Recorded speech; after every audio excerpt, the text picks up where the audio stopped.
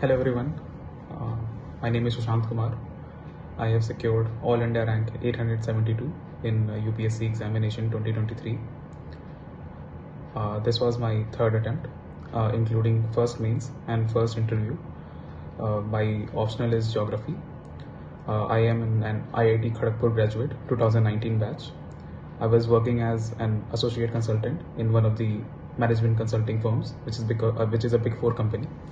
And then in 2021, approximately in 2021, I started preparing for the UPSC examination. So as far as my optional score is concerned, I have scored 280 marks, 151 in paper 1 and 129 in paper 2, geography.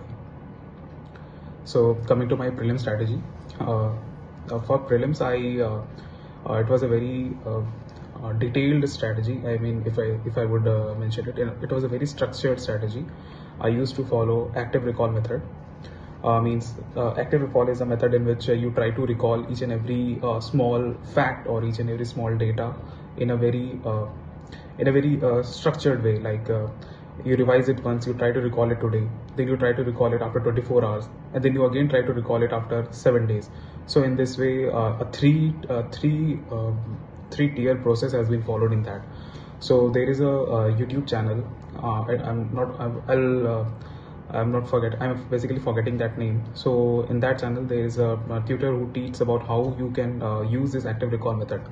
So in this method, I made an Excel sheet in which different subjects were in different tabs, and every subject I made small questions. Like for example, if you take for example, take an example of environment, like what is the IUCN status of elephant. So I would write the answer in the next column, that it is endangered. Similarly, who publishes this report, then the answer will be another in the next column. So these kind of like I prepared thousands of questions in this one column, and then in another column I had all the answers. So it was very easy for me to revise a lot of information in a very short span of time. So this was all about my prelim strategy. And one thing more I would like to mention is the practice. Like in prelims, we all know that how much practice is important, but practicing PYQs and learning from the keywords that UPSC mentions, that is extremely important. Like the extreme statements in UPSC, that all, never, always. So these kind of statements, there is a high probability, around 90% probability, that these statements might get wrong. So you have to be cautious about that. But there are some statements like some or maybe, so these statements has some around 50 to 60 probability. So there is a chances that these statements may be correct. So this kind of intelligent guessing is also required while solving the prelims paper. So prelims paper is, as it has become more dicey, like 2023 prelims, they have also removed their elimination strategy. So now it is more based on the knowledge. It requires more practice, it requires more knowledge, and it requires a very structured way of preparation, so that you are very foolproof, that at least you are securing the cutoff marks. For more detailed strategy, I think I and Ashwini sir will have a session, then we can talk more about it. As far as mains is concerned, in GS1 has a variety of subjects: history, geography, society. So different subjects had different sources. For history, I followed Pratik Nayak sir's on Academy, and then also the basic books. For example, the NCRTs are there. So these kind of books, and I used to make short notes out of that, and also and whenever I was preparing these subjects, so I used to look at the PYQs, like what questions they are asking and what they are expecting out of us. So each and every answer was prepared accordingly. I prepared each and every answers of the last 10 years of all the subjects, either GS1, GS2, GS3 and GS4, and then I made short notes out of it. Okay, these are the themes that are being repeated, and you have to focus more on that. So similarly for geography was my optional. So GS geography is a bit, you have to tone down your optional tone while writing the GS geography, but still it is manageable. As far as coming to GS paper 2, so it has Indian Constitution and other parts. So Indian Constitution, you have to remember the articles, you have to remember the case laws. So a separate list, as I mentioned in the prelim strategy, that I use active recall method. Here also in mains, I prepared that Excel sheets in which I have noted down every case laws or every committee, And then again, PYQs was again a source. I mean, the syllabus and the PYQs are the guiding light of UPSC preparation. It has to be always kept on the table whenever you are studying or whenever you are studying any topic. For example, in GS2 you have NGOs. So if you look at the PYQs, if you analyze the PYQs, you will find that there are only 5 to 6 types of questions that they are asking in NGOs. Or what is the problem that NGOs are facing? What more can be done? What is the different committees' recommendation? I'm forgetting the committee. I think it is Vijay Kelkar committee. So you read the recommendations of Vijay Kelkar committee and try to bring it into your answers. So these kind of PYQ analysis and then studying accordingly can help you shorten your boundary when you are preparing any subject, and it also help you to be very exam oriented rather than getting into a bulk of strategy. And similarly, if you go ahead with international relations, again, international relations, you don't have to dwell into the history. I think T365 or Mains 365 is enough to understand what is going on right now. But whenever you are writing the answers, then you have to follow a structure of answering. For example, in IR, you have to use of the current data or the current MOU if it is signed between the different countries, then what is the impact on India and how it is going to impact the nation or the region. And then you should also never forget about our diaspora in international relations, because that is one thing that is very important.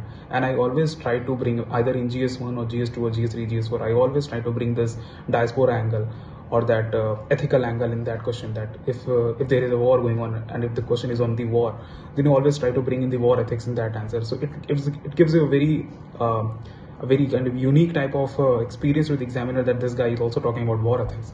So it has some linkage to GS4. So in this way, now you not only link GS2, but you also brought GS4 into answers. And coming to GS3, GS3 is a slight of you can say the scores are a bit low on this side, but there is a lot of scope. I scored around 87 marks in GS3 this year, and although I would not say it is a very good score, but it is a decent score. And in this paper, I followed the strategy of remembering data and remembering whatever the committees or whatever the diagrams that I had in economy or in agriculture. So again, PYQs here comes very handy. If you look at the agriculture PYQ, then the PYQs are very organized. Like pre-agriculture, you have different schemes running of the government. Again, schemes is a very important in GS3. And if you come to like pre-agriculture, how you're preparing the land, what is the seed, what is the fertilizer, how you're going to get the credit. Then coming during the agriculture, how the nano urea is being utilized, these kind of things. And then post agriculture, what is the FPO doing, what is the supply chain logistic is there. So these kind of, if you do the analysis, you will find out that there is a structure in the questions, and these structures, these themes are getting repeated. So Google on these themes, Google the PYQs, understand, read the articles. So in this way you can prepare a 1-page notes of every theme. You can prepare 1 to 2 page notes, and then you can study accordingly. Okay, these are the themes and these are getting repeated. Again, GS3 Indian economy, the sources are, multiple sources are available in the internet. But again, stick to one source. I stuck to Murunal sir's Indian economy notes. That was basic notes. And then again, Mains 365 was very handy in the preparation. And try to remember the themes, try to remember the data, the budget data.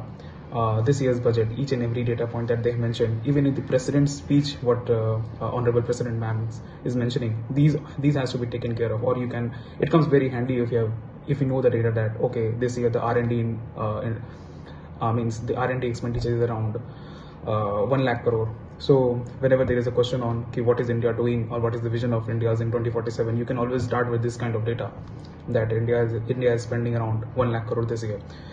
So again, coming to GS4, the GS4 ethics, I scored I think 117 marks in GS4, and the strategy was very simple. For GS4, although you have to whatever basic notes that you are studying, that has to be remembered thoroughly, but each and every question that is GS4 is asked, try to bring in the ethical theories like utilitarian theory or I'm forgetting the names, Jeremy Bentham's theory or whatever theory, for Buddha's middle path, any ethical answer like APJ Abdul Kalam's if he has some philosophy, then try to bring in that philosophy. So each and every question, you write your personalized experiences, you write the experiences of known IAS officers or known IRS officers, whatever, and then try to get all these and try to back these examples with these kind of theories. So that will give the answer a ethical touch. And whenever you are reading the question, try to break it down. Try to break the questions in 2 or 3 parts. If you are able to do that, then you are going to definitely fill the pages, like 2-3 pages. And while you are filling the pages, you have these theories in back, you have these examples on the hindsight. So this will be helpful. This will be really helpful in scoring good marks. And I also followed strategy of drawing diagrams in ethics. Diagrams come very handy. If you have practiced a lot of diagrams, Venn diagrams are handy, or flow diagrams are handy. So these kind of innovative techniques, if you bring in your answers, not in every answer, but at least if you are getting it in like 7 to 8 answers, it gives a different touch to your answers. And of course examiners likes it. So I think GS4 is GS4 can be done in that way. Case studies are I mean, this is one of the scoring part where you can score good marks if you really feel that you are ethical, and you know the theories, and you know what are the circumstances, how you are going to manage the situation. So there comes your inner belief, how you have shaped yourself as a personality will definitely be reflected in the paper. So that is one part. Again, we'll have a session with Ashwini sir and we can talk more about that. Coming to my optional strategy, GS1, the paper 1. So paper 1 is divided again in physical geography and human geography. So physical geography, everything, every subject, every topic, it has to be prepared thoroughly. It has to be studied by keeping the PYQs on one hand, the basic books or the basic notes, whatever notes you are following, be it of any renowned coaching of OR, and I think Ashwini sir is doing a very great job on YouTube. He is not only giving you the basics of geography, but also trying to bring the questions, trying to bring in the recent data and facts, recent figures, and also he has also done a great job in framing the questions or the PYQs, and then trying to bring in how to answer that questions. And I followed Ashwini sir's one of the method, like every question has to start with an introduction, then it has to be followed by a flow chart that gives the examiner that. And in flow chart, as sir used to mention in his YouTube sessions, that a flow chart is like it compresses a lot of information in a very short diagram and gives the examiners that okay, this guy knows that these are the geographical theories that has to be taken care of. So yeah, flowchart is one of the things that I used to follow in every question, as sir has told. And then start by answering the question, like if the question is on human geography, then break the question in part: how, when, why, how it can be done, or how a primate city is defined. This kind of basic definition is there. So keep on doing that. And I didn't go with any pre-mindset that I'm going to attempt a lot of section A question or section B question. It was impromptu. Like when I saw the paper, I found that okay, human geography is a part where I feel I consider myself a bit on the stronger side because I have learned a lot of data, a lot of facts, and my theory is also very strong. So my Malthusian theory or new Malthusian theory, it was on my tips, the diagrams. So whenever I'm writing answer. On half page I will write something, and then I will draw a diagram on the short on the right hand side of the paper. So like it gives a flow to the examiner also, that okay, he's writing something, he's explaining something, then again he's drawing a diagram to supplement that paragraph. So this kind of techniques to write the answer was there. Everything is taught by sir on the YouTube sessions, and these are really great.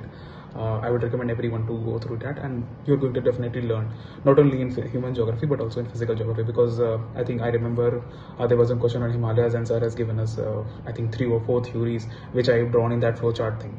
So that helped. I think that helped. And there also a geological touch to that answers. So that geological touch gave a give a kind of tint to the answer, that okay, this guy has knowledge of geography as well. So geology as well. So this was the fact. And then coming to like paper 1, it leads a lot of it can be discussed in and I mean it could have an endless discussion, but again you have to decide your acumen key, whether it lies in your physical geography or human geography. And I think mine was I was very much prepared on human geography. I was 60 to 70% prepared on physical geography, and accordingly I took my decision while writing the paper, and then I scored around 151 marks in paper 1. Coming to paper 2, because this was my first mains, and I have not prepared the mapping part very nicely, so I forgot around 4 to 5 data points. I mean 4 to 5 map entries were unknown to me, so that was a blunder that I took. It costed me around 10 marks, but still I managed to get around 130.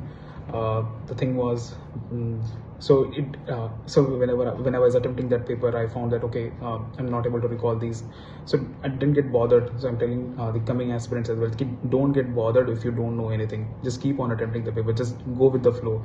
Whatever comes to mind, you have studied for 2-3 years, so that is going to get reflected in the paper. So when you write the paper, you write with the flow. Well, of course you have guidance, of course you have your whole knowledge, or you have the practice papers, but again, when you're writing the paper, just forget everything. Whatever is coming to your heart, whatever is coming to your mind, apply each and every pencil, and that is going to get reflected in the marks. For paper 2 in geography, this was my strategy, that I have studied GS papers completely. I have studied the geography nicely, so this has to be implemented. Every knowledge, either of GS2 or GS3, I didn't care. If it is applicable to the question, I wrote it down. I didn't care about anything. So that has helped. People say that the geography paper 2 is more like a GS paper, but I found it extremely geographical, and I wrote the theories. I didn't overdo the theories, rather I tried to kind of complement the answers with the paper 1 theories. So whenever there was a question, I don't remember any question right now, but whenever there is a question related to development of a city, so I try to bring in the central place theory, so, or the primate city theory. So these kind of theories has to be imported from paper 1, and then supplemented with the Indian examples and Indian data facts. So this will give a holistic picture that this guy not only knows the Indian scenario, he also knows the theory. He is also trying to bring in that theory in this paper, and then you are again explaining the consequences or the whatever the answers are there. So in this way you can attempt. So interlinkages has to be developed, and these interlinkages, when we talk in geography optional, it doesn't come in one day. It takes time. It takes around 3 to 4 revisions of the entire syllabus, and then only you can and then only you can try to interlinkages. And one of the game-changing subjects in whole geography paper is the thoughts. So if you write an answer and you supplement it with one of the thoughts of the geographical person, who, for example, Ratzel, or any new thought like possibilism or neo-determinism, whatever is this. So if you write that this question, or this question is in a direction of environmental determinism, so you write the geographical person's name. This environmental determinism is inspired by so and so person, and we are experiencing this kind of thing in the current era. So it try to reduce the answer with this kind of concepts. So it will not go, it will give it a very geographical touch, that okay, this guy knows that paper 1 geographical thought is coming in paper 2, and then you are going ahead with the Indian context in paper 2. So everything will be managed off. And again, diagrams. So people say that every page has to be you have to draw diagrams, and in every page you have to have a diagram, but I don't consider it as a very good strategy. It's like, don't overdo anything, don't overdo theories, don't overdo diagrams. Just whenever it is required, you draw. I drew diagrams. Whenever it was not required, I didn't draw diagrams. I remember there was a question in which I wrote around 45 schemes. I don't remember, I don't know why I wrote that much of schemes, but it was a question on agriculture, and I broke the questions in different parts, and I kept writing that government is doing this and this and this, and this scheme is doing this. This is the data of this scheme, and I didn't have any diagram in that question. So again, I think so you can do it like that only. There is no need to overdo anything. Yeah. So, and CSAT, again coming to CSAT is really important nowadays, and you have to find your acumen, whether it lies in quant or reasoning, or it is in comprehension. So try to find it, in which section you are comfortable, and once you find it, then just practice a lot of PYQs in that, and practice in that format that you are extremely 98 to 99% accurate in solving every question. You're not getting any question wrong, because every question is important in CSAT. If you are able to solve around, I think 27-28 questions, you are through. And English comprehension, if you are not very good with quant, then English comprehension comes very handy in that. And not just restrict yourself to English comprehension, just try to find out the easy question in mathematics, because there are some easy question in mathematics, there are some easy question in reasoning. So if there is syllogism, so you can attempt that. If there is blood relations, so these kind of questions are easy and you can attempt that, so there is no harm in that. Again, you have to find your acumen and then work accordingly. Rest, whatever we think, this is a very short video, and I think Ashwini sir will come up with a detailed Q&A session, and then we'll talk more about each and every strategy in more detail. Signing off, this is Sushant Kumar again. Rest, we'll talk more about it. Thank you, and have a great UPSC career ahead, and I wish every aspirant watching this video a lot of success, a lot of happiness. And you can always reach out to me. My name is Sushant Kumar, and I don't have a Telegram channel yet, but maybe in future I'll make a Telegram channel. And Ashwini sir is available on YouTube at Recognition IAS YouTube channel. Thank you.